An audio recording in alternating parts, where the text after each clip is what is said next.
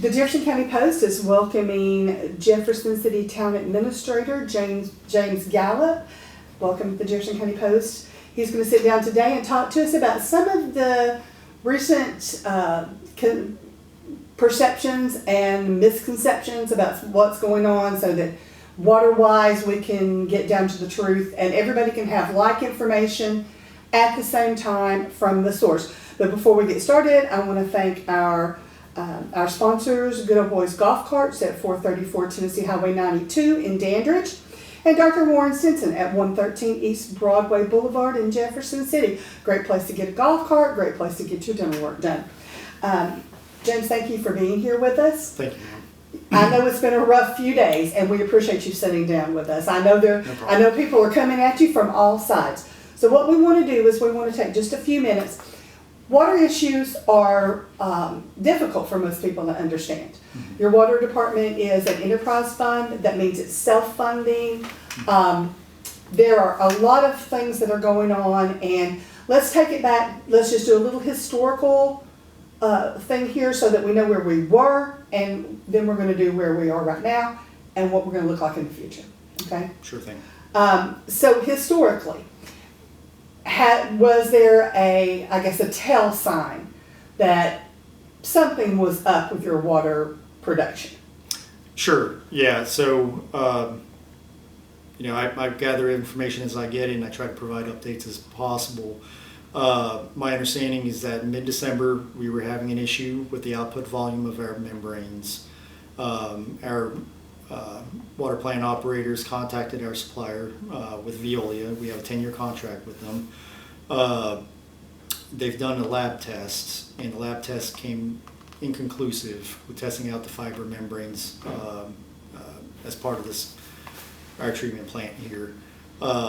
So while they were investigating, our crews went out and about wondering why our tank levels were dropping.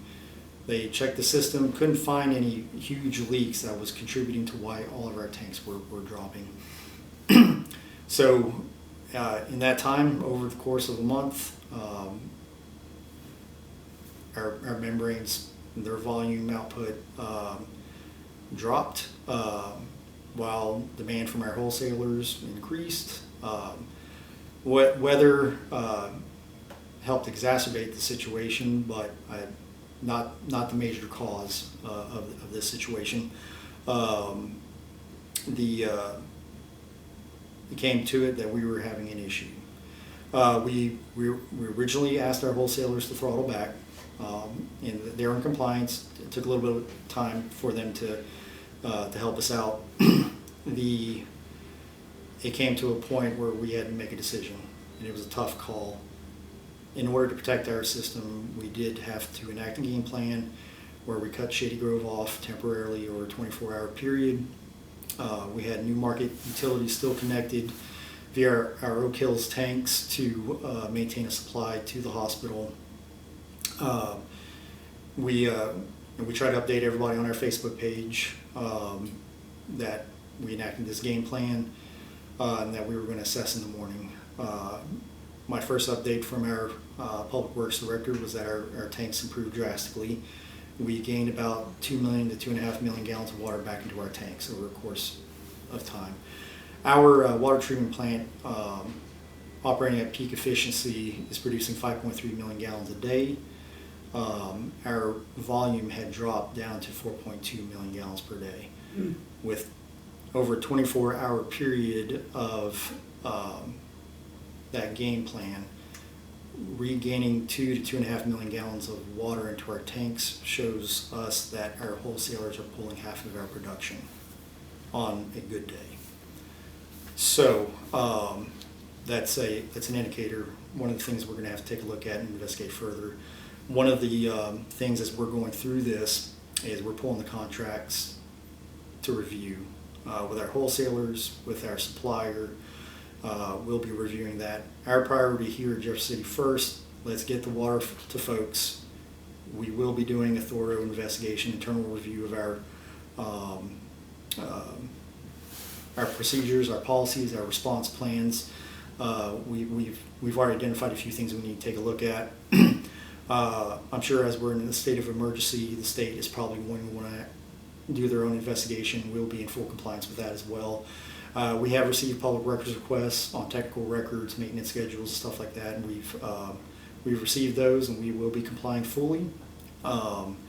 This is not a situation we obviously did not want to be in a situation like this. Our team is doing the best they can with circumstances that they've been given. We do know that folks are pointing to our water conservation notice over the summer.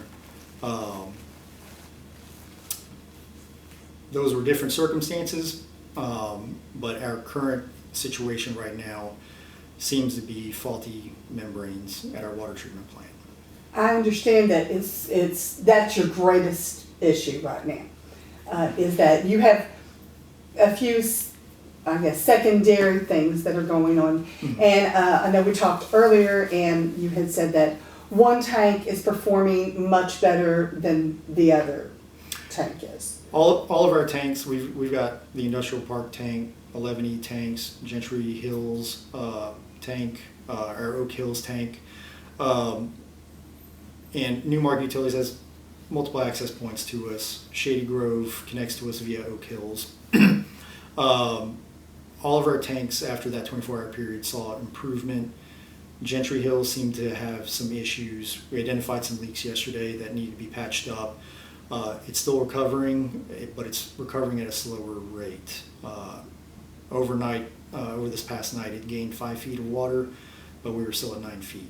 We need at least 20 foot of water in that tank in order to have water to everybody. To call it fully functional.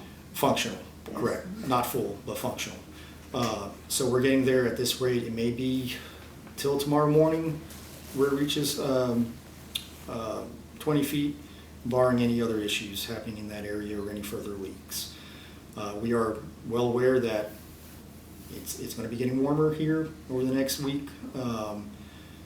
It's when pipes burst, so we're keeping an eye on that as well. So we're still working on finding a portable water filtration system to help boost production. In the meantime, and this is just a short-term solution, we are going to take a look at what we can do long-term to prevent this from happening again. And I know that you all have several options that you're going to be looking at, but the first priority is just making sure that water goes to the folks who need the water. Correct. I know a lot of questions are being asked. I wish I can get to them all. We're kind of hyper-focused on the current situation at hand, but we are taking notes, and we are going to address some issues. At this point, and I have spoken with Shady Grove, I have not spoken with Newmarket. I did have a call into them, but I've not gotten a response yet. So when I talked to Shady Grove, they told me that everybody was in their district, in their utility district, that everybody was able to access water there, that we're all on. I know that in Newmarket there are some rumors that there are some people who are possibly uphill there, or maybe they're in the Jefferson City, I don't know, but that there's a group that maybe has not been able to, and maybe the water pressure is weird off and on there. But that's, I'm sure you all are addressing that. I mean, you have the vast majority back online, including the schools have been addressed, because I think when I talked to Shady Grove, they said that, and Dr. Tommy Arnold had said that all the schools do have water at this point. I know that was an issue. You said the hospital has water. Mm-hmm.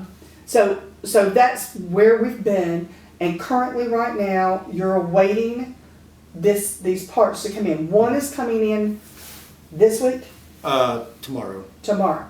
And how long does it generally take? Do you have any idea to put that on or to what I've heard, it's a day and a half, because they have to, these things are shipped in some sort of glycerin solution. And when we say a membrane, we're looking at, each membrane has 192 cartridges that get plugged in.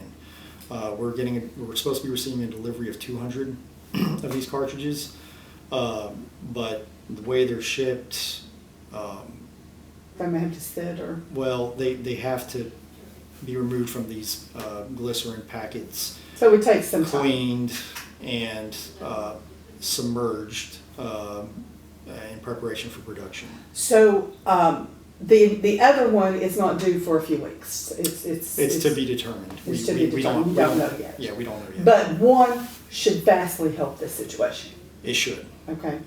We'll see. We're kind of at a wait and see. This is what I'm thinking, is that what you're saying is that right now you have everybody on that besides maybe a little handful of people who have a separate situation possibly that are uphill or whatever, but that long term, short term, you're looking to get as much online as what you can get online for with this membrane, and long term, you're going to have to assess your contracts, what you can comfortably supply, considering how much they're using of the current water. Is that a fair assessment? That's a fair assessment. I would still say that's short term. Long term, we need to take a look at whether our infrastructure can even support our demands from our wholesalers and for our own growth and development needs.